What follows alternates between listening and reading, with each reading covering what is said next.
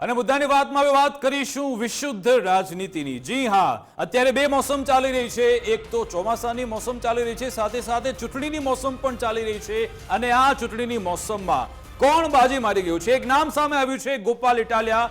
છેલ્લા ઘણા સમયથી આમ તો આ નામ તમે સાંભળી રહ્યા છો, પરંતુ હવે આ નામની આગળ ધારાસભ્ય શ્રી પણ લાગશે। જી હા, આમ આદમી પાર્ટીના ધારાસભ્ય પક્ષ તરફથી બની ચૂક્યા છે સત્તાવાર રીતે ગોપાલ ઇટાલિયા। કારણ કે વિસાવદર પેટા ચૂંટણી માટે જ્યારે ચૂંટણીની જાહેરાત નહોતી થઈ એ પહેલા જ એમને ઉમેદવાર તરીકે જાહેર કરવામાં આવ્યા। તેમણે ગ્રાઉન્ડ તૈયારી શરૂ કરી અને આજે પરિણામ એમની તરફેણમાં આવ્યું છે। આ તરફ કડીમાં પણ કરશનભાઈનું અવસાન થતા ત્યાં પણ પેટા ચૂંટણી થઈ। અહીંયા ભાજપે બાજી મારી છે। એક બાજુ એક બેઠક ભાજપને મળે છે, એક આમ આદમી પાર્ટીને મળે છે। કોંગ્રેસ માટે આજની તારીખમાં પણ ઠનઠન ગોપાલ જેવી સ્થિતિ છે। ગોપાલ આજે ખૂબ જ ચર્ચામાં છે। સોશિયલ મીડિયામાં ઘણા બધા એકાઉન્ટ્સમાં તમે જ્યારે અમારા એ સ્ટ્રીમિંગ ચાલી રહ્યા હતા, લોકો કહી રહ્યા હતા સબ ભૂમિ ગોપાલ કી। આજનો દિવસ ગોપાલ ઇટાલિયા માટે ચોક્કસથી ફળરૂપી સાબિત થયું છે, કારણ કે પરિણામ એમની તરફેણમાં આવ્યું અને બમ્પર લીડ મળી છે। મુફદ્દલના મૂળમાં જવું જરૂરી છે કે શું 2027 માટેની જમીન આજથી તૈયાર થઈ રહી છે। એક એક સબક કોંગ્રેસને પણ આજે મળ્યો છે, આપ પાર્ટીને પણ મળ્યો છે અને ભાજપને પણ મળ્યો છે। બિલકુલ, અને એ પાયા નખાઈ ગયા છે 2027ના જંગ માટે। અને જે રીતે વાવની પેટા ચૂંટણી આપણે જોઈ હતી, આ વખતે ભલે પેટા ચૂંટણી બે બેઠકો માટે હતી, કડી અને વિસાવદર, પણ ચર્ચા હોય કે સૌની નજર હોય એક જ બેઠક પર હતી અને બેઠક હતી વિસાવદરની બેઠક।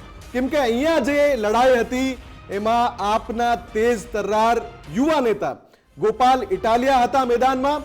સામે ભાજપે પોતાની પૂરેપૂરી તાકાત ઉતારી દીધી હતી। ઘણા બધા હોદ્દેદારોને ઉતાર્યા, ઘણી બધી પ્રચારમાં પણ મહેનત થઈ, પણ પરિણામના દિવસે નજર એ હતી કે શું ગોપાલ ઇટાલિયા બાજી મારે છે। શરૂઆત જ્યારે થઈ કાઉન્ટિંગની, બેલેટ પેપરથી વાત કરીએ, એ પછી ઈવીએમ ખુલ્યા। શરૂઆતમાં લાગ્યું કે ભાજપ આગળ, શરૂઆતમાં ગોપાલ ઇટાલિયાએ લીડ લીધી, પછી કિરીટ પટેલે લીડ લીધી, ઘણા બધા રાઉન્ડ ખુલ્યા કિરીટ પટેલની તરફેણમાં। પણ એ પછી જ્યારે એકવાર ગોપાલ ઇટાલિયાએ લીડ લેવાનું શરૂ કર્યું તો છેક અંત સુધી પછી કિરીટ પટેલ એને ટક્કર ન આપી શક્યા। આખી વાર્તામાં, આખી લડાઈમાં કોંગ્રેસ ફરી એકવાર સાવ તળિયે જઈને બેઠી ગયું। ફરી એકવાર એવું થયું કે કોંગ્રેસના પ્રદેશ અધ્યક્ષે જ રાજીનામું આપી દેવું પડ્યું। કોંગ્રેસના પ્રદેશ અધ્યક્ષે નૈતિક જવાબદારી સ્વીકારી અને બંને બેઠક પર જે કારમો રકાસ થયો, ચાહે કડીની વાત હોય, ચાહે વિસાવદરની વાત હોય, શક્તિસિંહે મેદાન છોડવું પડ્યું। આ બધા જ મુદ્દા પર આજે આપણે ચર્ચા કરવાના છીએ। આપણી સાથે અત્યારે રાજેન્દ્ર રાવલજી જોડાઈ ગયા છે અને બીજા પણ મહેમાન આપણી સાથે થોડી વારમાં જોડાવાના છે। પણ પહેલો સવાલ વિકાસ આપણે રાજેન્દ્રજીને જ કરી લઈએ। રાજેન્દ્રજી, આપનું ગુજરાત ફર્સ્ટમાં સ્વાગત છે। મને લાગી રહ્યું છે રાજેન્દ્રજી, આજે જે બે મુખ્ય રાજકીય પક્ષો ભાજપ અને કોંગ્રેસ બંનેને એક એક શીખ મળી હશે। ભાજપે એક વિસાવદરથી શીખ મેળવી હશે, કોંગ્રેસે કડી અને વિસાવદર બંને જગ્યાએથી શીખ મેળવી હશે।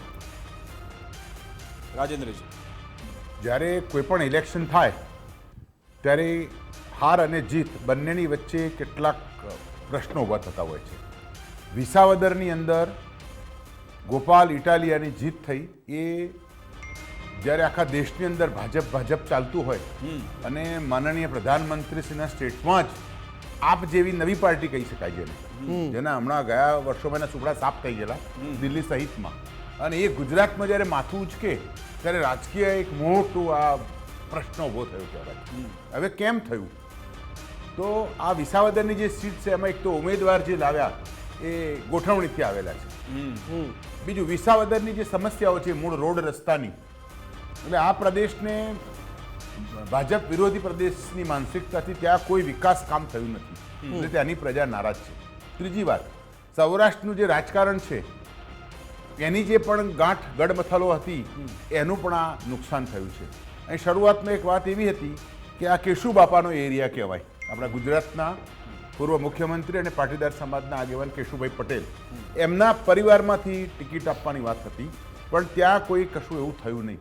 ત્રીજી વાત, બીજેપીનો કાર્યકર જે છે ને એ ડિસિપ્લિનથી બોલી શકતો નથી, પણ જે રીતે પેલું વોશિંગ મશીનની જે વાત ચાલે છે કે ભાઈ આટલી મોટી પાર્ટી આખા વિશ્વની સૌથી મોટામાં મોટી પાર્ટી એને આવા આયાતી ધારાસભ્ય શું કા લેવા પડે?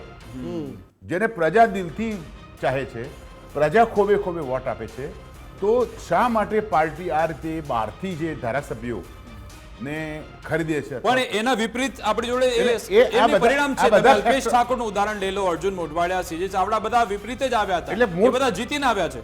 પણ એ વિસાવદરની જનતાનું મન આપણે કડવું છે કે આખરે ગુજરાત એક આવું મજબૂત સંગઠન, મોટા આટલા નેતા છે, છતાં તમે એમ કહી રહ્યા છો કે ત્યાં વિસાવદરમાં વિકાસ થયો નથી. હમણાં ત્યાં જુનાગઢ કોર્પોરેશનના થયા હતા ઇલેક્શન, તો બમ્પર જીત મળી, પહેલા કરતા વધારે બેઠકો ત્યાં કોર્પોરેશનમાં મળી હતી.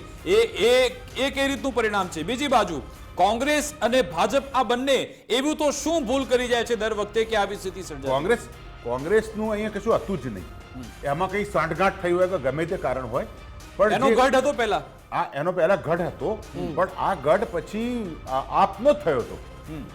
આપમાંથી જે ધારાસભ્ય હું જે મૂળ વાત કરતો હતો એ ભૂપતભાઈને બીજેપીમાં લાવવામાં આવ્યા, એટલે ત્યાંનો જે ક્લાસ, જે માસ હતો એ બધો નારાજ થયો. અને બીજી વાત, મુદ્દાની વાત, બીજેપીનો કાર્યકર હતાશ કેમ છે સાહેબ કે કોઈ પણ પક્ષનો હશે, આ ગોપાલભાઈ ઇટાલિયા પણ મેં બપોરે બી કહ્યું હતું કે ગોપાલભાઈ ઇટાલિયા ભલે અત્યારે બધી મોટી કુદાકૂદ કરે છે, પણ કાલ એ બી બીજેપીમાં આવી જાય. કારણ કે તમે ભૂતકાળમાં જોયું છે, એ વંડી ઠેકી દેશે. હાર્દિક પટેલ જી એ બેફામ નિર્લજ્જ ભાષા, હાર્દિક અલ્પેશ બંને મોટા એ નિર્લજ્જ ભાષામાં વાત કરતા હતા, પણ જ્યારે સમય આવ્યો એટલે એમને તરાહ બદલી કાઢી. તો હવે મૂળ પ્રજા જે છે ને એને ખબર પડી ગઈ છે કે આ હવે સેવા નથી, આ કાં તો પોતાની પ્રતિષ્ઠાને, એટલે એ ખાલી વિસાવદરની જનતાને જ ખબર પડે છે, બાકીની જનતાને નથી ખબર પડે એમ કહો છો? હવે શ્રી ગણેશ, હવે વિધાનસભાનું આ જે ચોમાસું સત્ર આવશે એમાં આ કૃષ્ણા ગોપાળ વિધાનસભામાં પ્રવેશ છે, એટલે હવે ધીરે ધીરે પ્રજાને પણ આશરો જોઈએ છે. કોઈ પ્રજા લડાયક નથી સાહેબ, ગુજરાતની વ્યાપારી પ્રજા છે, એ બીજાના ખભે બંદૂક મૂકી અને ચાલવાવાળી પ્રજા છે. એટલે હવે નેતૃત્વ, સૌરાષ્ટ્રનું નેતૃત્વ નવી કરવટ બદલશે. રાજેન્દ્રજી, ભારતીય જનતા પક્ષના અગર તમે સૌરાષ્ટ્રના 2 યુનિટને લો તો એક જુનાગઢ ભાજપનું યુનિટ અને એક અમરેલી ભાજપનું યુનિટ, છેલ્લો કેટલોક સમય આ બંને યુનિટ માટે બહુ કપરો ગયો છે, અંદરો અંદર ખેંચતાણ, વિવાદો, ઘણું બધું થયું છે. વિસાવદરની ચૂંટણી એક એસિડ ટેસ્ટ હતો એ યુનિટ માટે, ત્યાંના ઘણા બધા નેતાઓ માટે, સ્થાનિક નેતાઓ માટે. ફરી એકવાર ખેંચતાણ પણ નડી ગઈ છે કે પછી ગોપાલ જ મજબૂત હતા? નહીં, ગોપાલની ભાષા મજબૂત. કોઈ પણ ઉમેદવાર જે ચૂંટાય છે, આપણે મૂળ વાતથી જ ચાલુ કરીએ, ગોપાલ જે રીતે રજૂઆત કરે છે, જે એ ફાઇટર કહી શકાય જેને, જેમ મોદી સાહેબ આપણા આખા વિશ્વની અંદર અંકાયા છે, કેમ કે એમનું જે વાણી ચાતુર્ય છે એનાથી લોકોને અસર થાય છે, તેજાબી, આકર્ષક. તો અત્યારે હાલ કોંગ્રેસ પાસે આવો કોઈ નેતા નથી. કોંગ્રેસ પાસે આવું તેજાબી બોલી શકે અને લોકોના ઉપર અસર કરી શકે એવો નેતા નથી. આપની અંદર પણ ઈશુદાન ગઢવી, તો ગઢવી પાસે એટ્રેક્શન નથી, એ વાતને દોહરાવી શકે, પણ આ ગોપાલ ઇટાલિયા જે રીતે વાત કરે છે, મંત્રીઓ વિશે વાત કરે છે, ચેલેન્જ એને કરી હર્ષ સંઘવી સાહેબને કે હર્ષ સંઘવી તાકાતવત મારી, એટલે પ્રજા અત્યારે સાહેબ વિકલ્પ શોધે છે કે બીજેપીથી ખુશ છે એમ માની લેવાની જરૂર નથી, પણ આ ગુજરાતની પ્રજા વિકલ્પ શોધે છે. આપવાલા બી જે ખરા એ વચ્ચે આની અગાઉની ચૂંટણીમાં એમનું ચાલેલું, પણ પાછા અંદર લડવા માંડે એટલે પ્રજા નારાજ થઈ.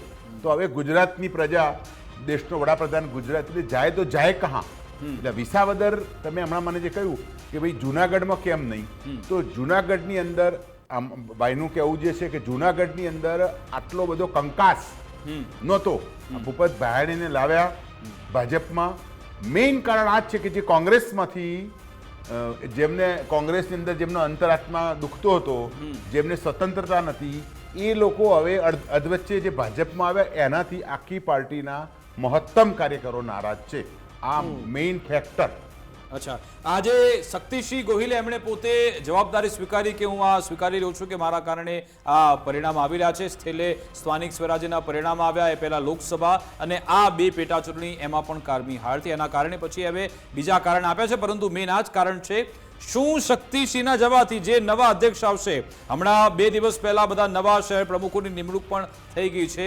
રાહુલ ગાંધી જે વાત કરી રહ્યા હતા કે આપણે લગ્નના ઘોડા અલગ, પછી રેસના ઘોડા અલગ, પછી ત્રીજી કેટેગરી પણ આપી કે લંગડા ઘોડા પણ આપણે અલગ કરવાના. પણ એ શું એ તારવાની શરૂઆત થઈ ખરા કે પછી આમ નામ ચાલ્યા કરશે? એમાં એક વસ્તુ ઉમેરી દો વિકાસના સવાલમાં કે એ જે પસંદગી થઈ એ ભલે હમણાં આ બધી ચૂંટણીમાં એ વાત દબાઈ ગઈ છે, પણ એમાં પણ ભયંકર અસંતોષ છે કે ફરી એ જ જૂના ઘોડાઓને લાવીને મૂકી દીધા છે. યુવા નેતૃત્વની વાત, કોંગ્રેસનું નવેસરથી પુનઃગઠન કરવું હોય ગુજરાતમાં, સર્જન સંગઠન અભિયાનની વાત કરે છે કોંગ્રેસ, પણ લાવીને તો એકદમ ઘરડા જે એના પીઢ નેતાઓ છે એને ફરીથી જિલ્લા અને શહેરના પ્રમુખ બનાવી દે છે. એટલે આમાં રાજેન્દ્રજી, જે રાહુલ ગાંધી જે વાત કરી રહ્યા હતા કે લંગડા ઘોડા, રેસના ઘોડા, પેલા અલગ અલગ ઘોડા, શું એ તાળવવાની શરૂઆત થઈ છે ખરા, કે પછી ત્યાં સુધીમાં 27 આવી જશે અને 32 આવી જશે? ગોડાઉનમાં બધા જ ઘોડા લંગડા હોય ધારો કે, તો રાહુલ ગાંધી તારવે તો એ શું છે? આજે અમુક રાજકીય વિશ્લેષક એવું કહી રહ્યા છે કે ઘોડાની આ તો બધા ગધેડા જ છે. એ તો ભાષાનો અતિરેક કહેવાય, પણ બધા જ ઘોડા લંગડા હોય. ધારો કે શક્તિસિંહ, પણ બુદ્ધિમાન, આપને લાગે છે ક્રાંતિકારી રીતે આ નામ જાહેર થયા જે હમણાં થયા? આ બધા જ આમાંથી મોટે ભાગે લગભગ ક્યાંક ને ક્યાંક એમના અંદરની, એમના અંતરાત્મામાં મોદી સાહેબની લોકપ્રિયતા એમના દિલમાં વસેલી જ છે. એટલે રાહુલ ગાંધી સાહેબ ત્યાં દિલ્હીમાં બેઠા બેઠા ઘોડા ચેક કરે ને એ જરૂરી નથી. અહીંયા લોકો જેમ ગોપાલ ઇટાલિયાનો 50% જે વોટ મળ્યું છે ને, એ એની આક્રમકતાને કારણે મળ્યું છે. કોંગ્રેસનો મને એવો નેતા બતાવો કે જે આક્રમકતાથી બોલી શકે. એટલે એવી સ્ટ્રેટેજી તૈયાર થતી નથી. કદાચ અહીંયા ગઠબંધન કર્યું હોત તો આજે કોંગ્રેસે દાવો ઠોકી શક્યો હોત કે ભાઈ એ ઝાડુ અમે હાથમાં પકડ્યું હતું એટલા માટે સફાયો હતો, એ દાવો કરી શક્યા હોત કદાચ. એના કારણે તો ઝાડુ આવી ગયું ને. એની કૃપા દ્રષ્ટિ ગણો કે અમી દ્રષ્ટિ ગણો કે નિર્બળતા ગણો, એના કારણે તો ઝાડુ આવી ગયું. બીજી વાત, કોંગ્રેસ આપવાળાને તો છોડો, એ તો શેરીના માણસો છે, પણ કોંગ્રેસ ગુજરાતમાં જે અત્યારે કહેવાય છે કે ભાઈ અમુક ગરબડો છે, તો એની સામે કોંગ્રેસે ક્યારે આંદોલન શરૂ કર્યું? કોંગ્રેસ ક્યારે પ્રજા સમક્ષ ગઈ? અહીં તો કેવું છે કે ભાઈ નરેન્દ્ર મોદીનો ચહેરો છે એટલે લોકો મોદીને વોટ આપે છે, બીજેપીને આપતા જ નથી. એટલે પછી આમ આદમી પાર્ટી આરોપ કરે છે કે ગુજરાતમાં ભાજપ અને કોંગ્રેસનું સેટિંગ ચાલે છે. એ એમનું પોલિટિકલી ગણિત છે, પણ આપણે ત્યાં જો નરેન્દ્ર મોદી ના હોય તો કોઈ પણ નાના છોકરાને પણ પૂછો તો 2 સીટ ના આવે એમની. પણ મોદી એ કરિશ્માઈ નેતા છે, અને હાલ મોદી જેવો વિકલ્પ નથી, કોંગ્રેસમાં તો નથી જ. અને ધારો કે દિલ્હીની અંદર આપ સાફ થઈ ગઈ, અને ગુજરાતમાં આપ આવે એટલે હવે ભાજપ માટે આ ચિંતન કરવાનું, અને જે થોડો ઈગો આવી ગયેલો છે, થોડો પાવર આવી ગયેલો છે, એટલે હવે લોકો વચ્ચે જઈ અને જે ધારો કે મુખ્યમંત્રી પ્રામાણિક છે, નો ડાઉટ, મૃદુ પણ છે, પણ મક્કમતા વહીવટમાં નથી. અત્યારે તમે પણ એટલે આમાં જે ઉમેદવાર તરીકેની વરણી થઈ હતી વિસાવદરમાં કિરીટભાઈ પટેલને અહીંયા ટિકિટ આપવામાં આવી, તો એ શું સંયોગ હતો કે પછી પ્રયોગ હતો? ભાજપને તો ખબર હતી કે અહીંયા ગોપાલ ઇટાલિયા તમારા આવા દુશ્મન છે સામે, એની સામે લડવા માટે એક સક્ષમ કદ્દાવર ચહેરો જોઈતો હતો. કિરીટ પટેલને ટિકિટ આપીને શું પ્રયોગ કર્યો છે ભાજપે કે કોઈ સંયોગ હતો? નહીં, કિરીટ પટેલને આપવામાં ગોઠવણી ફેલ થઈ ગઈ. અચ્છા. કારણ કે કિરીટભાઈના ઘણા એવા બધા પ્રોબ્લેમ્સ છે, એ આને ઉછાળ્યા.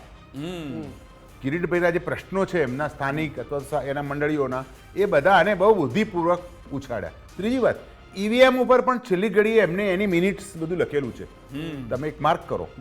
આમનું જે રીતે બીજેપીનું CR પાટીલનું પ્લાનિંગ હતું એવું જ પ્લાનિંગ ઇટાલિયાએ ત્યાં કરેલું છે. અને એટલું બધું પ્રેશર લાયા કે બે ગામમાં તો પુનઃ મતદાન થયું. આવું પહેલી વાર થયું કદાચ. અને ત્રીજી વાત, જ્યાં પોલીસે દુરુપયોગ કર્યો, પેલા લક્ઝરી બસમાં લોકોને જવાના, એ બધું સીધું એને પ્રજા સામે મૂક્યું, સોશિયલ મીડિયાની સામે. એટલે લોકોને ખબર પડી ગઈ કે ભાઈ આ કંઈક ગડબડ છે, અને અત્યારે બોલે એના બોર વેચાય. જે ગોપાલ ઇટાલિયાની જે રજૂઆત હતી અને કિરીટભાઈ જે બોલતા હતા, એમાં આક્રમકતા અને લોકોને સ્પર્શી જાય વાત ગોપાલ ઇટાલિયાની હતી. રાજેન્દ્રજી, એક સવાલ ચોક્કસથી થાય કે જે સ્ટ્રેટેજી આપે અપનાવી વિસાવદરમાં, ભલે એમની જ છેલ્લે બેઠક હતી, પણ જે સ્ટ્રેટેજી અપનાવી કે ભાઈ અહીંયા આપણે ગઠબંધનમાં કોઈ વાતચીતમાં નહીં પડીએ, ચર્ચા નહીં કરીએ, હજુ તો આમ ખબર પડી કે ચૂંટણી આવી રહી છે, ભેગા જ ગોપાલ ઇટાલિયાનું નામ જાહેર કરી દીધું, એ રણનીતિ ચાલી ગઈ કે પછી એ સમય જે મળ્યો અને એમાં જે ગોપાલ ઇટાલિયાએ ત્યાં ગ્રાઉન્ડમાં જઈને જે કામ કર્યું એ રણનીતિ ચાલી ગઈ? ગ્રાઉન્ડ ઉપર જે કામ કર્યું, સમય તો બધાને મળ્યો. ધારો કે એ જ્યારે સીટ એનું અવસાન થયું એ દિવસથી જ ખબર હતી કે ભાઈ એ ચૂંટણી આવવાની છે.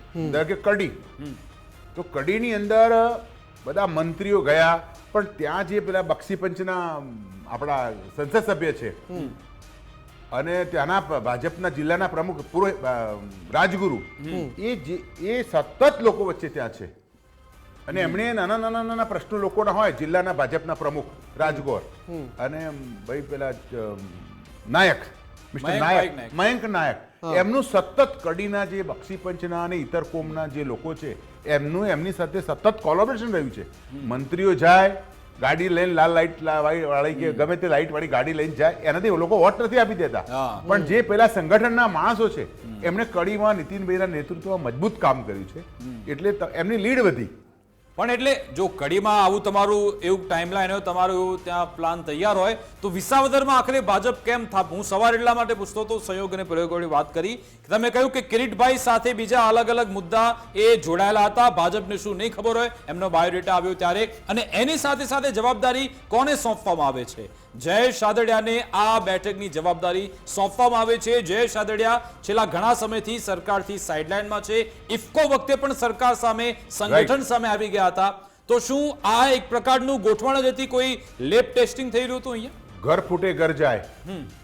અહીંયા જે રાજકારણ આપે જે કહ્યું રાદડિયાનું, તે અહીંયા વ્યક્તિ પ્રદર્શન છે, વ્યક્તિની શક્તિનું પ્રદર્શન છે, અને એની નેગેટિવ અસર આ ઇલેક્શન પર પડી. ઓકે.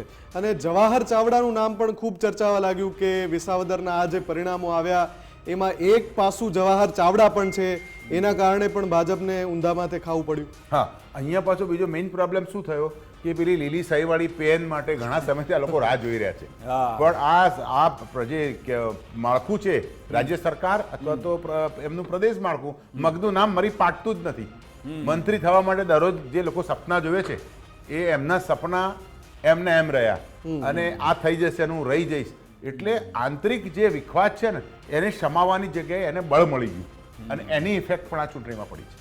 અચ્છા, વિસાવદરની જનતા જે દર વખતે એક નવો જ પ્રવાહ આપે છે, આપણે જોયું છેલ્લા ઘણા સમયથી ભાજપને અહીંયા તક આપવામાં જ નથી આવતી. તો આ વિસાવદરની જનતા આખરે મનમાં શું રાખીને એ મતદાન કરવા જતી હોય છે? દર વખતે જોવે છે કે આ રીતના પ્રચાર થાય છે, ઘણા બધા મુદ્દા જનતાની સમક્ષ મૂકવામાં આવે છે, તો શું જનતા એ નહીં જોતી, અથવા તો કયા એવા મેઇન કોન્ક્રીટ પોઈન્ટ છે જેને ધ્યાનમાં રાખીને વિસાવદરની જનતા દર વખતે મતદાન કરે છે અને પછી આવા પરિણામ આવે છે? એ વિસાવદરની જે વાત તમે કહો, ચલો આપણે ઘાટલોડિયાનું ઉદાહરણ લઈએ. ઘાટલોડિયા વિધાનસભા ઉપર તમે બીજેપી સિવાય કોઈ ઉમેદવાર જીતે ના. તો અહીં પણ એવું જ છે. આ ટ્રેડિશનલ પરંપરાગત આ વિરોધ પક્ષની સીટ છે, અને એ વિરોધ હોવાને કારણે ત્યાં વિકાસ નથી થયો. પરંપરાગત વિરોધ પક્ષની. હા, પરંપરાગત. અને બીજી વાત, જ્યાં વિરોધ પક્ષની સીટ હોય ત્યાં આ સત્તાધારી પક્ષ કામ કરતો નથી. ભલે વાતો બધી કરે, પણ એને ના આપે રોડ, ના આપે રસ્તો. જો સરકારે ત્યાં આ વિકાસના કામો કર્યા હોત તો થોડોક ફાયદો ઉમેદવારને થાય. પણ એટલે સવાલ જ એ થઈ રહ્યો છે કે જ્યારે સી.આર. પાટીલ પોતે ત્યાં પ્રચાર કરવા જાય છે, મુખ્યમંત્રી જ્યારે ઉમેદવાર ફોર્મ ભરે છે એમની સાથે રહે છે, પોતે પણ ત્યાં સભા ગજવે છે, ગૃહમંત્રી હર્ષ સંઘવી પણ પહોંચે, આમ તો આખી સરકાર ત્યાં પહોંચી ગઈ હતી, છતાં પણ પછી એ જનતાને વિશ્વાસમાં નથી લઈ શકાતી. એનું કારણ શું? સરકારના તમામ મંત્રીઓ ત્યાં જઈ આવ્યા. હવે તમે આ 21મી સદી હવે પૂરી થશે. એ પહેલા એવું હતું કે ભાઈ મંત્રી આવે, હવે મંત્રીઓ જાય એટલે થોડા લોકો વોટ આપી દેશે. મંત્રી આવે એટલે એમના 10-12 જે હોય એમના સ્વયંસેવકો એ હૈસો કરે. પણ હવે એ પહેલા જેવું નથી કે ભાઈ હું આવ્યો એટલે તમે મને વોટ આપી દેશો. એટલે મંત્રીઓ જાય આવે, એ એક અસર ઊભી થાય, એ પ્રચાર થાય એમનો કે ભાઈ ફલાણા મંત્રી આવ્યા. પણ એ મંત્રીના આવવાથી પેલો ગાભાજી નાથાજી ઠાકોર વોટ આપી દેશે એમ માનવાની જરૂર નથી. એટલે હવે આ મંત્રીઓએ પણ આ યાદ રાખવાની જરૂર છે કે ભાઈ તમે ગમે ત્યાં જશો, કોંગ્રેસમાંથી પણ આગેવાનો ગયા ચૂંટણી પ્રચારમાં, ભાજપમાંથી તો ઢગલા ગયા, પણ આના જવાથી પેલો નાનો માણસ જેને પેલું નળમાં પાણી નથી આવતું એને કશી ખબર પડવાની નથી, એ આપે જ નહીં વોટ. એને ખબર જ નહીં કે આ કયા મંત્રી આયા. એટલે આ વિરોધાભાસ કડીમાં પણ એવું નથી કે સમસ્યા નથી, ઘણી બધી સમસ્યા છે, રોડ રસ્તાની, પાણીની, આ બધી સમસ્યા છે, ગટરની, આ બધી સમસ્યા છે. તો ત્યાં ભાજપ પર વિશ્વાસ રાખવામાં આવે છે, અહીંયા આટલા વર્ષોથી વિશ્વાસ આવતો જ નથી. કડી મેં તમને શું કહ્યું, ગાંઠલોડિયાનું ઉદાહરણ ના આપ્યું? આ પરંપરાગત છે. અહીંયા કશું તમે ખાડા ખોદો ને 500 ફૂટના તો પણ લોકો વોટ ભાજપને જ આપશે. અચ્છા. કારણ કે જાતિવાદી સમીકરણો તમે જુઓ, પછી ત્યાંનું વર્ષોથી જે રીતે ટ્રેડિશન, નીતિનભાઈ પોતે ગુજરાતના પૂર્વ મુખ્યમંત્રી, એટલે તમે ત્યાં રસ્તામાં 500 ફૂટના ખાડા ખોદો ને અને તો બી એ લોકો ભાજપની જ વોટ આપશે. બિલકુલ, આપણે બધી સમસ્યા સહન કરીશું, પરંતુ લાવવાની તો ભાજપને જ. આ જે આખી આ રસપ્રદ ચૂંટણી થઈ એમાં કોંગ્રેસે કોઈ શીખ મેળવી ખરા, અથવા તો શીખ મેળવશે ખરા? અને બીજી સૌથી મહત્વની બાબત કે હવે કોંગ્રેસ માટે ખતરાની ઘંટી હવે વાગી ગઈ છે. અત્યાર સુધી તો એનો એક હતું વિપક્ષ તરીકે એને જગ્યા મળતી જ હતી, હવે એમાં આમ આદમી પાર્ટી પણ ભાગ બટાઈ કરાવવા આવી ગઈ છે. એના માટે ખતરાની ઘંટી વાગી ગઈ છે. કોંગ્રેસ એટલે ક્યારે નહીં સુધારનારી પાર્ટી. દરેક ચૂંટણી પછી એમનું ચર્ચા, એમનું સેમિનાર મળે છે, એમનું ખુલ્લું એમ કહેવામાં આવે છે ભાઈ બોલો, તમારે જે બોલવું એ બોલો. એક આગેવાન બોલે છે, એક લખે છે, એ લખેલું એમની પાસે કાયમ માટે રહે છે અને બીજી ચૂંટણી આવી જાય છે. એટલે કોંગ્રેસમાં રાહુલ ગાંધી જે આક્રમકતાથી, નો ડાઉટ આ પપ્પુ કરતા હતા, પણ પપ્પુથી હવે આ સત્તાધારી પક્ષ ડરે છે.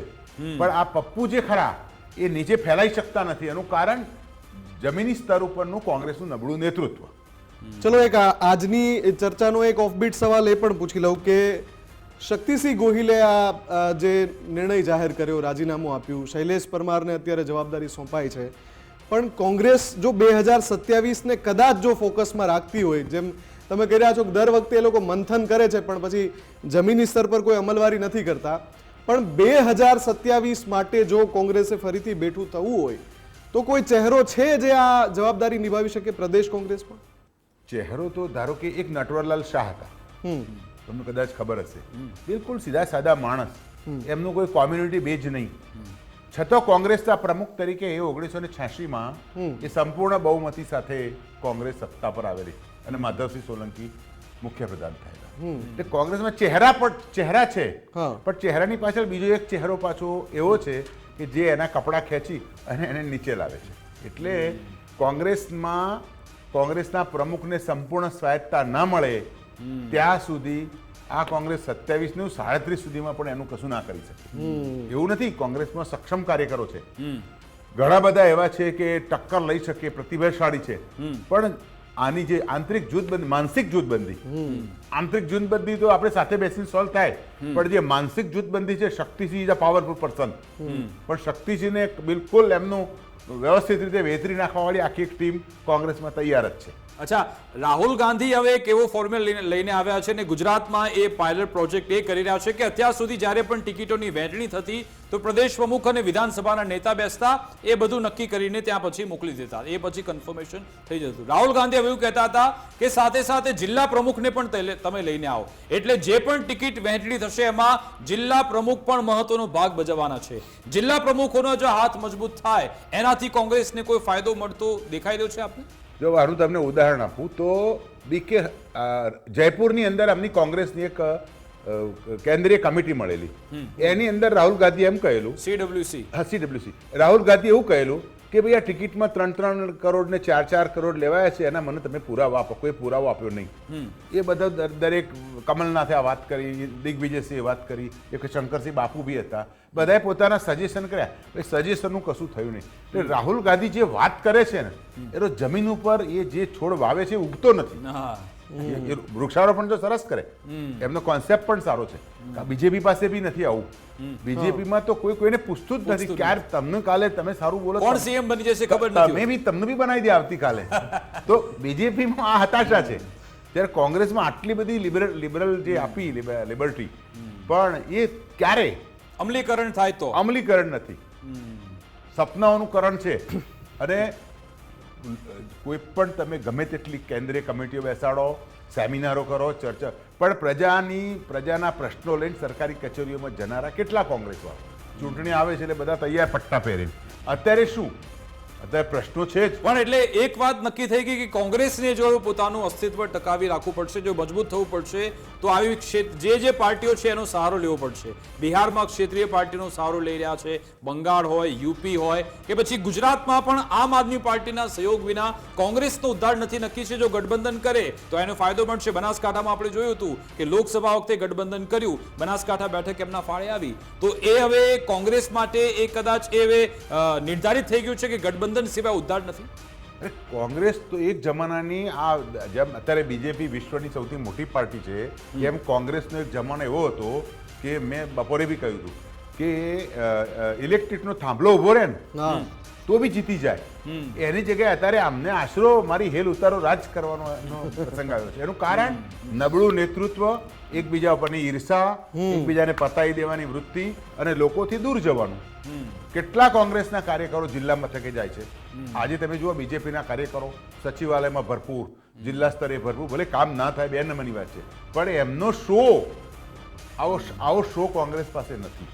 કે પછી ગઠબંધન કરે અને જે દિવસથી ગઠબંધન કર્યું, ધારો કે કિમલોક સાથે કર્યું, રાજપા સાથે કર્યું, ત્યારથી એનું પતન શરૂ થયું. કોંગ્રેસ ગઈ કેમ? પણ છતાં પણ એના જે કાર્યકર્તાઓ છે એમને પણ સલામ છે કે 30 વર્ષથી શાસન નથી, છતાં પણ મહેનત તો કરી રહ્યા છે. એમની એ પ્રચાર એ કાર્યકર્તાઓ જે આશાથી વર્ષોથી આટલી પતી ગયેલી પેઢી હજુ પણ પકડીને બેસી રહ્યા છે, એમને ચાન્સ નહીં મળે. એમને ચાન્સ નહીં મળે. એટલે મૂળ સવાલ એ છે કે કોઈ પણ પાર્ટીમાં કોઈ કાર્યકર્તા કામ કરે છે, જો એનું સમયાંતરે એને તક ના મળે તો પછી એ નબળો પડી જાય, હતાશ થઈ બિલકુલ જાય. બિલકુલ બિલકુલ. આભાર રાજેન્દ્રજી અમારી સાથે જોડવા બદલ, સમય ફાળવા બદલ. તો આજની જે આ પેટા ચૂંટણીના પરિણામ આવ્યા, 3 રાજકીય પક્ષોને ગુજરાતમાં વાત કરી રહ્યો છું, ભાજપ હોય, કોંગ્રેસ હોય, આમ આદમી પાર્ટી, ત્રણેયને એક શીખ ચોક્કસથી મળી છે. અને જો એ શીખમાંથી જો તમે કંઈ અમલીકરણ કર્યું, કંઈક શીખ્યા, તો જ 2027માં ફાયદો થવાનો છે. નહીં તો પછી કોઈ એવા ઉલટ પરિણામ અથવા તો કોઈ મોટો ટર્નિંગ પોઈન્ટ પણ વિધાનસભામાં આવી શકે. જોવાનું રહેશે આવનારા સમયમાં રાજનીતિ હવે કેવી કરવટ લે છે. મારી વિશેષ રજૂઆત અંતર્ગત બસ આટલું જ. આપ જોતા રહો ગુજરાત ફર્સ્ટ ન્યૂઝ. નમસ્કાર.